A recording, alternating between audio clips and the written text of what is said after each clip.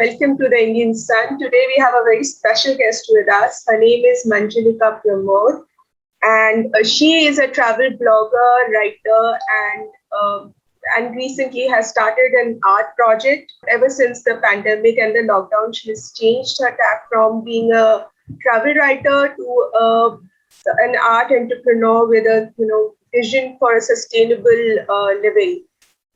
Very interesting. Let's welcome Manjulika. Hi.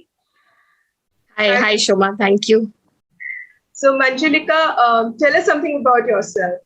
To begin with, I'm an electronics and communication engineer. I worked in the corporate for 7 to 8 years, but I always had my calling in writing. So when the whole this buzz about blogging came, I also, got bitten by it. And in fact, a friend of mine just told me that, why don't you start a blog? And this is how it happened.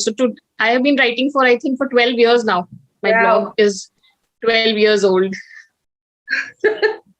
Congratulations. And it's pretty phenomenal. You've visited 21 countries and blogged about them and written for magazines and other publications also. So, that must have been great, right? Not 21, but nothing to brag, but 31. How many? 31. 31. Wow, that's a lot of countries. Yeah, but then a lot of other things also happened because I got opportunities that ways. But yes, blogging did take me to a lot of not only domestic travels, but yes, I got a lot of international assignments also because of my blog, which is very difficult to even think of it when you start. I mean, it's just a social media platform, if you say. And when I started 10, 12 years back, I didn't even know that blogging is going to open so many avenues. Today, I must have worked with more than 100 brands. Wow. That's quite a lot. Because of blogging. Yeah. So because of blogging. So it's just a blog and then you just keep writing and then the Google does its magic. You didn't use any of the, social media channels like PRs or some PR companies or something? Or was it organic? Not for my blog. Completely organic. I still don't have a huge following of lakhs in Instagram, nothing of that sort. I've kept it. It's very basic. I use a lot of Twitter. So all that growth on Twitter is also organic. And in fact, my blog, I have never used it even for, much of paid promotions. So it was, my website is not about affiliate links or you won't find advertisements there. It's simply for reading. I do collaborate for backlinks and other things. When I work with brands and then it's a mutual exchange of links that you can say. But no, it's still my blog is very neat. I've kept it. Nobody's going to, be bombarded with advertisements, which people don't like, because when I read a website and, suddenly when I'm reading something and then you find something which is you are not expecting, you definitely get distracted. So I've kept it very basic. And no, I didn't use anybody, to promote. It's been a very, it's been slow journey, I would say. But yeah, it's been very organic. And what are you known as as a blogger? I mean, what's the name of your blog? It's called Pen Down. So Manjulika, so tell us what happened once the lockdown came into force and coronavirus took over. Yeah, that was like something which changed the course of my life and many other people. So last when I was working, a lot of travel assignments started coming. So that's how I decided to take a break from my, corporate world and started traveling. So, and I was very sure that, a lot of assignments are coming and I'm traveling every month. So I will not feel the need to go back to my job. So the last 5 years were just as planned. I was traveling and I was traveling to maybe 2 to 3 places in a month, the kind of traveling that I was doing.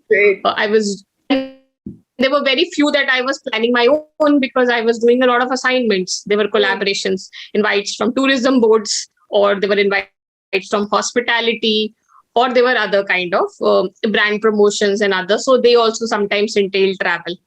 But and you won't believe that even when the pandemic began, I think it hit India in March, right? Last year in March. Even February, till 27th February, I was traveling. Yeah. So I remember that the travels were happening even in February. I had done 3 trips, and suddenly I had just gone. I've been living in Vijayawada, Andhra Pradesh for 2 years, and I just gone there that 15 days back again I have a trip planned to Madhya Pradesh, and it had to start around from 15th March. So it was a trail to take place with Times of India. And I didn't know that, suddenly around 10th, I will be, exchanging emails with them and telling them that, I don't think so. It is safe to travel. Yeah. So, yeah. But a lot of people went ahead with that trip. I still remember. Okay. But yes, it happened also. And I think they were not expecting that suddenly in the course of 1 week, there's going to be a lockdown or something. Absolutely. But yes, my stand from that very moment was that I will not travel because it doesn't feel safe. I was already reading the international news, and I could assess that this is not something that you can just let it go, or you can just take chances. So that was my first back out from a trip, and all my tickets were booked by those guys, but I said I will not take a risk. So they didn't even come back and say anything. They were said it's your call. But yes, the trip did happen. A few people went ahead and did. So from that March, obviously till this year, February, I had, because things were better in January, February, March, before the second wave. I think we were all thinking that things are better and we can move around. Yeah.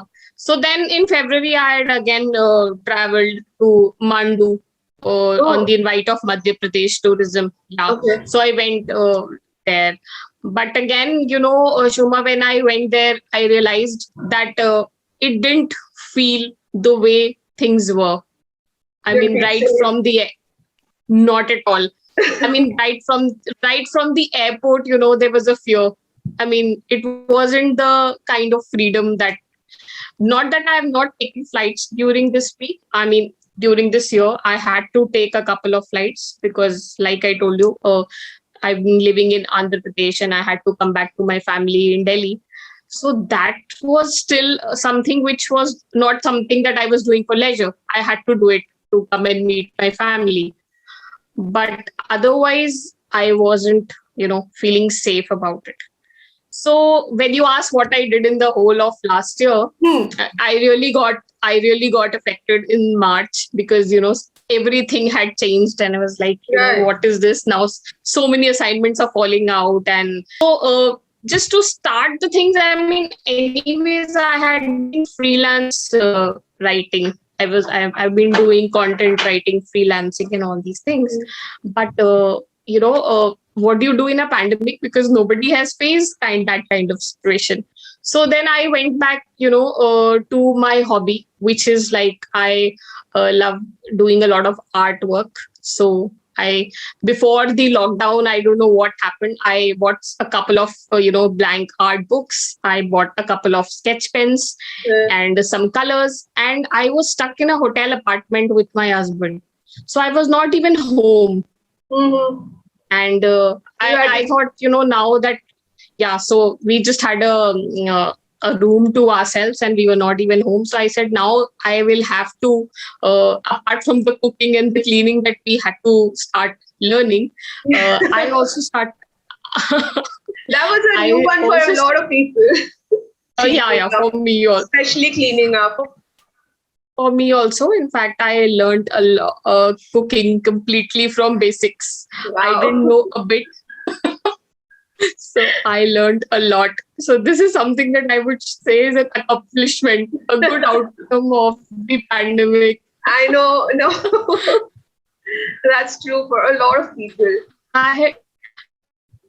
So then, I started making illustrations, artwork, and the everyday illustration was something which depicted life during lockdown. So every day I was making what is happening in India, what is happening in the outside world. And I just started, devoting an hour or 2 hours to my drawing. And I made that continuously for 120 days. Like every day I used to sit down and just make something whatever, was going in my mind. So it was, or if I had read a news, or if I was, feeling hopeless, or if I was feeling, when we'll travel, scared, or if I was dreaming of travel, or if I was reading something that how people are living in lockdown, or what are other countries doing, whatever I was in my mind, I just put it on paper. And by July, I published a book, which is called, which is called Kaleidoscope of Cheer and Hope. And it says, it is 50 illustrations, of life during lockdown, and it has diary entries of every day. So it does not, it's not very verbose. It doesn't have too many words, but it's very, very true, because this is the first time that a lockdown kind of situation India had faced, or anybody of us. And I just wanted to keep it very, very, organic and real, and how I was feeling. So it was more there like are a days journal. when I'm completely, it's a journal, and I didn't have to go back or something, that, because every day I was doing it. So it didn't even take a lot of time that, I had to edit or something of that sort. Like every day I was doing it. I was just scribbling with my artwork. So if you go through my book, it's on Kindle. I still have not put it in a hard copy, because I have not found the right time. The second wave was didn't give good memories. So that's how. Otherwise, the first wave, or the first time when I had written this book, just to compile and keep it for people or children also, you to know that what happened to us, like what happened when suddenly your life changed. So the book is completely about that, that how I was scared every day, or how we were celebrating, or how the families came together. People were sitting around and talking to each other, which they didn't get time. So the book has both good, the positive outcomes, and the emotional trauma that we were all going through. But I think the first few months was still about figuring out. So the book is completely about that. In fact, I've also got feedback about my book that it could be a textbook in schools after 10 years. So the book is that friendly for even kids and any age group. The book is completely that, like, kids who cannot I've seen read some of the pages. It's very evocative and it's very easy to understand, and I really liked it. I really liked it. I really liked whatever I've seen of it. I haven't read the entire thing, but I've seen pages from it, and I did see some of your artwork from last year, which was also very interesting. So you've been seeing that, right? So I just compiled the 50 best. But I just like I mentioned earlier, that I didn't promote it or didn't, actually emphasize on the book, because we've never been out of the pandemic yet. Yes. So that's true. Yeah. So if so it's not over till it's over. So many people, I say it Kaleidoscope of Cheer and Hope, but I don't think so a book is going to be able to do justice with a lot of people who are still going with the grief. So I was in. So, and this year only, in January, I started, having conversation with a publisher to put it out in print. But still I think I'll take some time to maybe. But I think the book is going to be relevant always. I think people should, the pandemic should be over to be able to read about pandemic. I feel that. Yeah, absolutely. And it's very relevant, and whatever you've been doing. So tell us more about what you did after the book, about your, about your The new initiative. initiative, right? Doing art projects So, out of waste materials. Like I said, we could not come back home for the first 9 months. So we were stuck there. And in a hotel apartment, I hardly had, 10 clothes and hardly a couple of things of my own. And they were a few decorative pieces, or maybe a very, very dull room. So I decided that, and especially we had started ordering or everything delivery, and we were not, so a lot of bottles and boxes and everything had started coming home.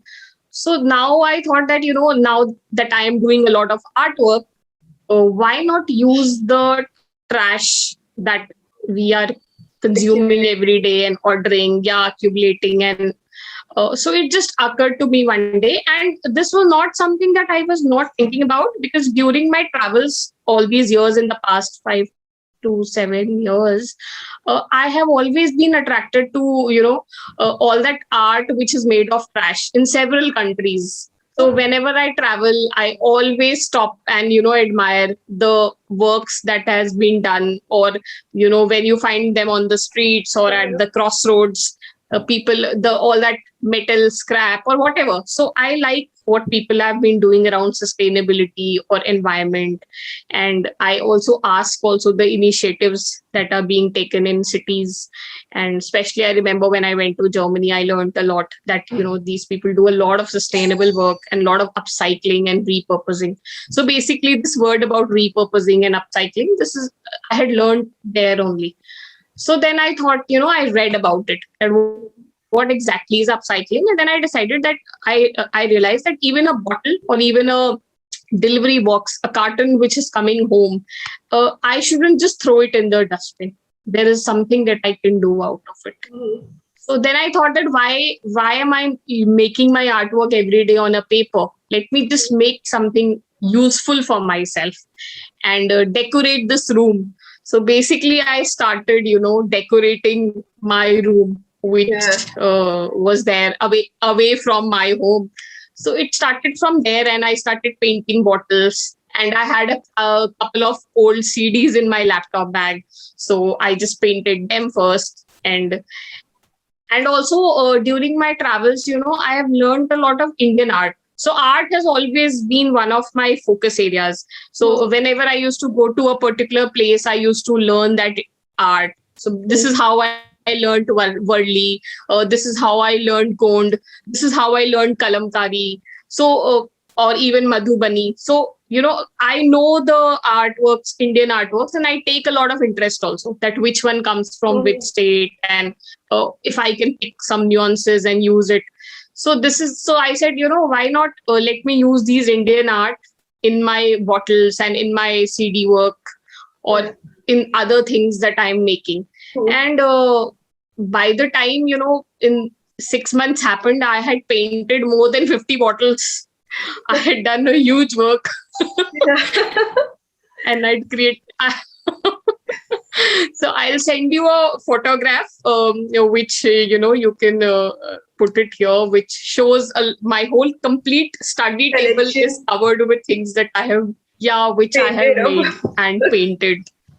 So I had done a lot. That's very interesting. And you also started taking online classes for kids and teaching them. So that didn't happen immediately. But what happened that when I was putting these the painted stuff on my social media and my WhatsApp, so first my friends and their kids, they all started getting very curious and everything. So I started taking a couple of classes for my friends and families and kids. So my niece and nephew and these people, I taught them. And then I was approached by a NGO, and then I took 2 days classes for them. So I ended my 2020 on a very happy note. So on 30th December and 31st December, I, took around 35 students. They are underprivileged kids. And I just told them whatever bottle or whatever, even they have a earthen lamp or whatever they have. So the NGO arranged a couple of acrylic colors for them, and I took them through the whole process, that how we can paint and how we can decorate and make something out of the trash. So it was quite a satisfying experience. And then on I realized that I was surprised to know that everybody knows what is recycling. So if you talk to people, 70% will tell you that recycling is a very common word. I mean, when we throw in the trash, we take it for granted that everything will be recycled, right? We just feel that it will be treated. So my job is done as long as it goes in the trash. But the thing is that I want to tell people that upcycling is more important, because when you and people don't know what upcycling is, because when you are recycling, you are again using energy. You are breaking down something and then again making it something. So honestly, only 5 to 10% of the trash actually gets recycled and treated properly. The 90% that we see is all that garbage hills that we have, and we already know how Delhi NCR has and most of the cities have. Yeah. So upcycling, if you imagine upcycling, it says that you are making it little better without whatever you have anything. Yeah, from whatever. Yeah. And you're not breaking the thing, whatever is there. So it's basically like giving a second life to something, elongating a life. It doesn't mean that the thing has to go on for 10 years. But imagine a bottle served its purpose and now you are using again for 1 or 2 years as a vase. So you saved energy from breaking a bottle, again making a glass out of it. So how much of energy is being saved? That is important. And that's how I've been trying to teach kids and other people. And even I have a website now called Repurposed Art Studio. So the whole aim of this initiative is that, we all have big solutions. So there are a lot of, companies who are working on recycling and upcycling or thing. But upcycling has to begin at home. It has to be an individual initiative in every house. And that's how I targeted kids, because they are the people, they are the first one who get attracted, to paint and draw and do crafting. Yeah. And when they start doing it, so even the adults take interest. So like I have been told by my friends, that now their children don't let them throw bottles. They say we'll paint.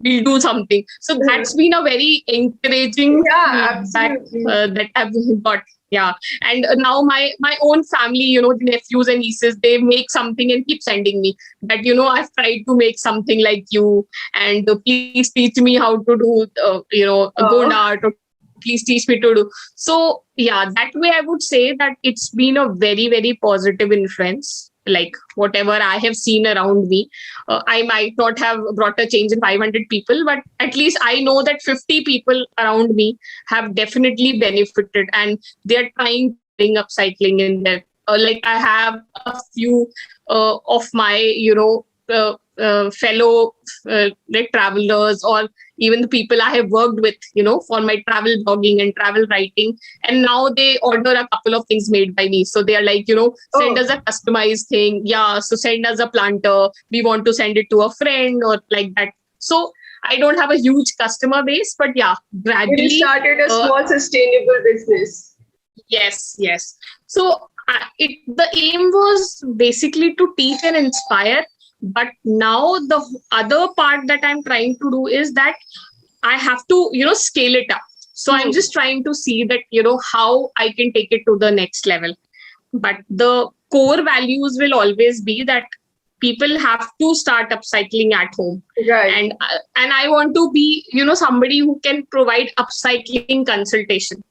That if you have a couple of things, how can I help you? So I'm always ready to even, I've given sessions to my friends and people who have asked, even people who are not feeling better in the pandemic, trust me. So I have also, taken classes for people who were not well and they wanted to do some artwork, just to distract themselves. Nice. So I have called my friends and then I've told them, okay, let's paint today. So we've done online classes in the sense that online chit chat sessions, and I've taken through them through art, and they have painted a vase for themselves. So it's been a kind of, because art is therapy in any case. Like we've all, yes. So and then they told me that those 3 hours or 2 hours that they were engaged in making something, or at least they were not thinking that they are unwell, or they were not thinking what is happening around the world, because we've all been thinking. I mean, it was scary still with the third wave. Yes, coming in or whatever. And everything has become unpredictable. Like we don't know what next. People have lost not only their own health, but their loved ones and family members, and it's been a horrible time. Yes, and very. If you can, without you going to a therapist, if art can actually help a lot of people. Yes. So a lot of people thought that we cannot do, we will not be able to do. Yeah, that's the first thing. But so I told them that you don't really have to be born artist for this. It's very simple. You just have to pick a bottle, paint it, and do whatever you can, whatever you have, and just even tie ropes around it, and you can make something. So that way, it was very encouraging for them also, that at least they've done something. And I'm sure that they saved a bottle, they saved something for themselves. And a lot of people started looking for CDs also at their home, or other things that, we'll find that we can upcycle. Upcycle. So a lot of things are happening. Let's see. So tell us about... Sorry. Please continue. No, go ahead. I was going to ask you about what has happened after that, about your, the course that you did on entrepreneurship, and how you become a mentor for NCW. So it's not a... No, so I've been chosen as a mentee. Oh, okay. Sorry. Yeah. So it's a kind of a thing where they'll be giving us mentorship. So it was something that happened in last year, when I was, because a break from travel obviously gave me a chance to explore more what I can do and all that. So last year I did a small two months course on, cultural entrepreneurship. I thought this is the best time to, learn about things. Where did you do it from? So it was an initiative taken by some entrepreneurs. It's called nice.org. Yeah, it's an initiative taken by some entrepreneurs, and they gave free sessions to people for around 2 months who wanted to join and learn about entrepreneurship, and especially wanted to be part of cultural entrepreneurship. So because art also comes under art, and crafting comes under culture. So I also, and that is the place where I learned. It's called that course was called Arohana. That was the first batch, Arohana. Okay. Yeah. So that course was very helpful in the sense that it really fueled my desire to know more about entrepreneurship, and to learn more, and then see that how my artwork that I have in my mind, or the idea about repurposed art through the upcycling that I had in mind, what to do about it, how to go about it, So that course, I would say, that really helped me, to search for more. And then in around March, the Government of India, they came up with this initiative, which is called Do Your Venture. So that Do Your Venture was like that you had to make a 5-minute video. You had to make a 5-minute video, and you had to tell about your idea, a venture idea that you have in mind. Just an idea. You didn't have to talk too much, or have too much in hand, or not even have a company as such. You just needed an idea, and you had to explain it in a video for 5 minutes. And I submitted it on the My Government website. So from there... What was your idea? This repurposing? So it was completely about upcycling, what I had been doing. That how can I take this idea of upcycling at home to the next level? That, if I'm making products, it's fine. But how can I collaborate with organizations organizations, how can I collaborate with schools, and how can we strengthen this or put this idea further. So I just gave this idea that I am doing it myself, and I know a couple of others who are doing it, but how can I can make a venture out of it. And I submitted this idea. So I think it was an initiative where they wanted around 5,000 to 10,000 women to come together and get trained, because it was an initiative by IIM Bangalore and NCW, National Commission for Women, and SME Forum, where they train the small and micro, the entrepreneurship. So it had. Then I got an email from them saying that you've been shortlisted for the course, and so it happened. So during the second wave, I would say even it was a good distraction. I mean that I was having this course going on. And at the same time, the family was reeling. There were a lot of friends, and even I was not well. So a lot of things happened. The course was also extended for people because people were not able to, focus, and they were not well. A couple of women had to, leave the course in between because I'm sure they fell ill or somebody in their family. So again, the course was restarted for them also. But it was a very, very good 7 weeks initiative by IIM Bangalore. And they gave us online, workshop. And there were sessions every week. We used to have a course module that used to be uploaded. At the end of the week, we had assignments to complete. And after 6 weeks, at least we had a fair idea that what next. So we also submitted a business plan in the form of lean canvas and everything. And we were told that, the next stage will depend on, your lean canvas, that whether NCW and SME India, they want to, invest in you or take you as a mentee and, take hand holding. So basically when this whole initiative of Do Your Venture is where they want women, to come forward and take up more entrepreneurship, right, in the whole country. They were like, now is the time when it's very important, because a lot of female have taken career breaks, and a lot of female want to be entrepreneurs, but they have fabulous ideas, but they really don't know how to go about it, because we do have an idea, but there's so many nitty-gritties involved that we don't know how to begin with, how to take it to the next level. Yeah. So, and I think women were the most affected, have been the most affected by the pandemic, and they have been the most to lose their jobs. Yes. Due to several reasons. Or give up their jobs because give up. Look after the family, kids, and and otherwise also a lot of females, I think, after 35 or after 40 or after 50, they want to start again, or they want to do something else. New, So that something else, So around 1,600, I think women, completed, I think enrolled for the course, but I think some 600 to 700 completed. That IMB had actually released the numbers. This was quite a fabulous turnout.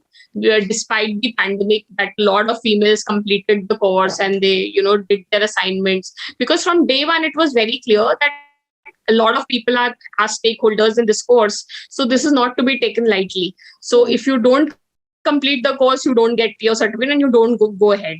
So I think it was a very proper and thorough process was followed. And then the next stage was that, we were shortlisted, a couple of us, to give our elevator pitch, and we were interviewed by SME India. And now there have been 2-3 stages of selections. And now again, we'll have a second set of our work classes starting very soon. Oh, so okay. So it's not over now yet. It is like, no, it's not over yet. So first stage was IMB. First stage was IIM Bangalore, taking up from, teaching us from their NSR cell. So they have a cell in IIM Bangalore where they hone a lot of entrepreneurship. They give these courses in collaboration with a lot of companies. So this time they had come together with Government of India. And the second stage of this is that now SME India is going to teach us the nuances that, and now they are going to give us mentors. So the next stage is about to begin. Great. So you're looking forward to that now. Yeah, because it's been kind of a journey. What kind of mentors are they giving? Are these we'll find industry? Yeah, from the industry. In fact, we were interviewed also by people from the industry, and our business proposals and lean canvas were seen properly.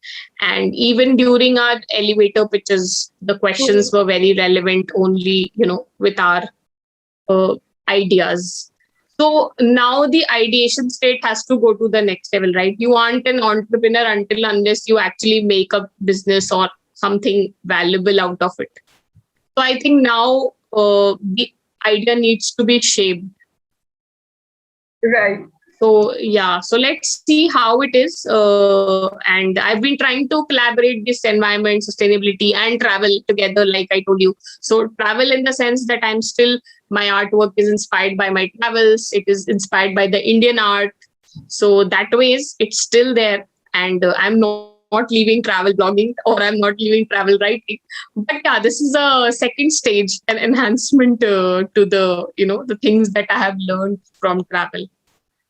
So before we go, Manjulika, there's one last thing I wanted to ask is, you were and are a travel writer, and when I was talking to you earlier, you said that you didn't want to, push travel at this point because of the pandemic. So, but I see a lot of other travel influencers who are, putting up old pictures or making a beeline to Manali and, and then still trying to push it. So, what do you feel about it all? How do you think? And finally, how do you think travel is going to be after the pandemic is, over finally, and we start? And will it be over? I don't know. So how do you see things shaping up? I feel that, initially, I was very disappointed, very, very, that, people who are travelers, who have been travel influencers, they should have been the first ones to put a foot down and say that it's not safe. Yeah, absolutely. I felt that this is our responsibility. All this while people have been talking about responsible travel. Absolutely. The responsible travel it's not just about switching off the fan, or not just about using sustainable products. Now was the time to talk about responsible travel. And I'm surprised that people are not talking about vaccination, or they are not talking about other things, and themselves they are not fully vaccinated, but they are traveling. I am fully vaccinated. Yeah, I am fully vaccinated for a month or so now, and I am still not encouraging travel, because with 40,000 cases and above, you don't say that travel. Oh, okay, or I am traveling. You only do that when you actually feel that, okay, things have become moderate. You can go to places. So it's been, like I told you, a kind of a conflict with a lot of my fellow travelers also, and with my friends also. Yeah, with my friends also. So at times there was like that, when I used to feel that it's very important to put out your word and just tell them. But there are some people that you cannot. And I feel that in this pandemic, actually only those people are grieving who have lost a family member, or who have actually been through that pain themselves. Until those people have not seen it, the complacency is there.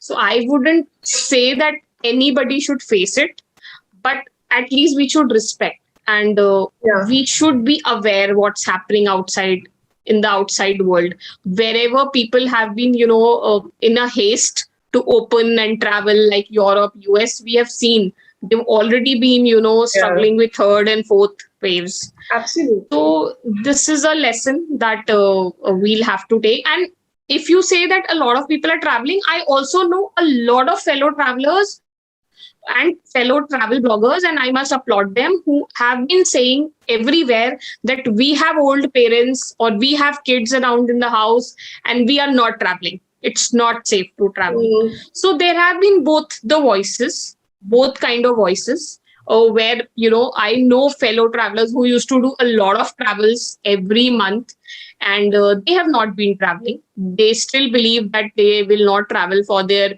family members, or for, for the safety, of the community or the societies. Exactly. Because wherever you go, you're taking it with you.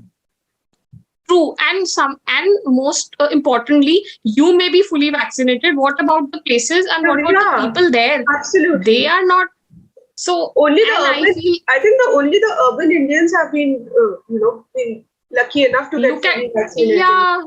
Yeah. Look at the percentage. We're not even 25%. So how are we even talking about it?